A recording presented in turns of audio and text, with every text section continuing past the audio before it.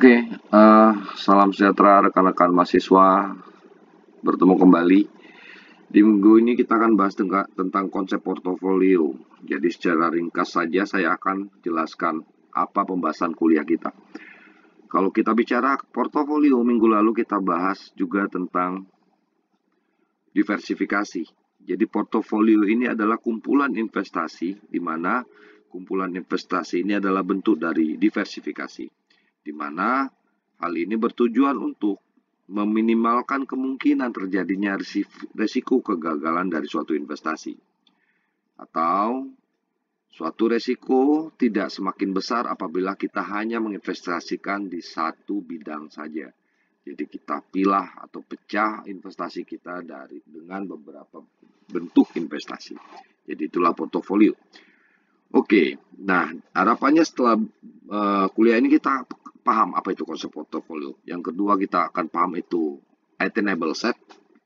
Yang selanjutnya kita juga akan mempelajari penentuan titik set efisiensi atau set efisien dalam berinvestasi.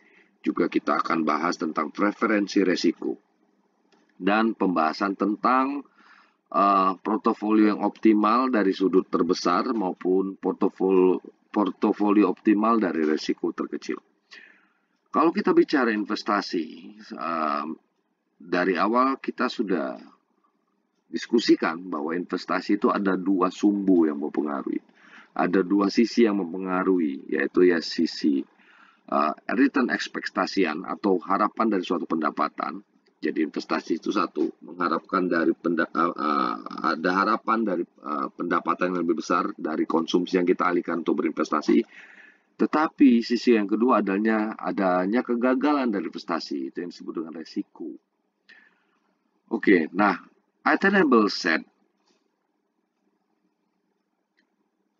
adalah titik terbaik dari investasi yang dilakukan, di mana attainable set merupakan portofolio yang baik dalam melakukan investasi. Jadi kombinasi beberapa investasi yang terbaik. Yang terbaik ini apa? Yang meminimalkan risiko serta mencapai pendapatan yang diharapkan. Jadi ada kombinasi investasi yang baik. Itu disebut dengan attainable set. Portofolio optimal itu berada di set efisien. Artinya optimal ya, tidak maksimal, tidak minimal. Jadi portofolio yang pas atau optimal itu berada di titik set efisien. Atau apa itu set efisien? Set efisien adalah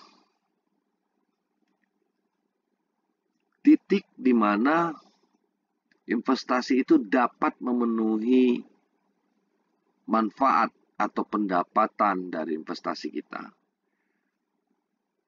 dengan tingkat utilitas atau kegunaan tertinggi dengan tingkat risiko yang sudah kita pertimbangkan. Ya, itu titik set efisien.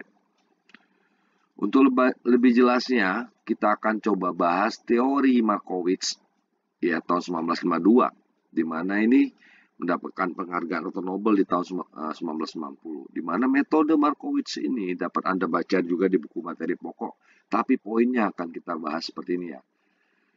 Jadi dalam teori Markowitz ini, portofolio optimal itu dapat dilakukan dengan dua langkah. Ada dua langkah. Yang pertama membentuk set efisien. Ingat tadi set efisien apa? Set efisien adalah titik yang paling optimal, di mana membandingkan antara tingkat kegunaan atau utility suatu investasi dengan tingkat risiko dari suatu investasi. Dan itu dipengaruhi oleh pasar dalam suatu investasi juga. Yang kedua, pilih salah satu dari portofolio yang efisien sebagai portofolio yang optimal sesuai dengan preferensi risiko investor. Jadi memilih investasi juga memperhatikan preferensi. Preferensi itu adalah model atau karakteristik investor terhadap risiko. Ada tabel atau grafik yang juga Anda bisa lihat di buku materi pokok seperti ini. Contoh ya.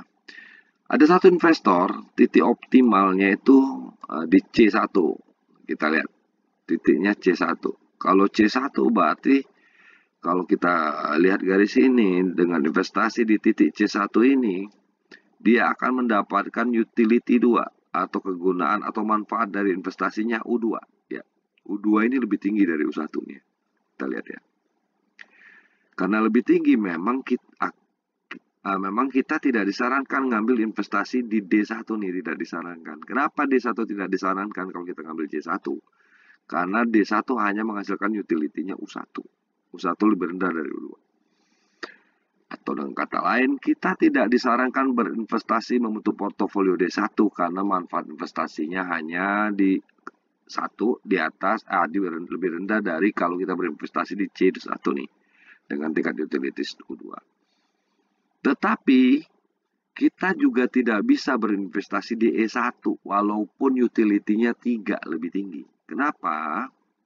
Ya, karena ini di luar pasar. Grafik ini menunjukkan di luar pasar secara teori ya. Di luar pasar ini secara teori. Secara teori itu bisa kita lihat titik investasi S1 tidak menyentuh titik pasar nih, B sama A. Demikian juga D di luar pasar. Secara praktek, kita memang hanya bisa berinvestasi dalam suatu pasar. Jadi investasi yang berisiko itu apabila investasinya memang tidak bisa dikendalikan oleh pasar atau di luar pasar. Oke, selamat belajar rekan-rekan semua. Silakan baca buku materi pokok dan kerjakan diskusi Anda. Semoga kuliah kita akan memberikan manfaat untuk kita semua. Terima kasih.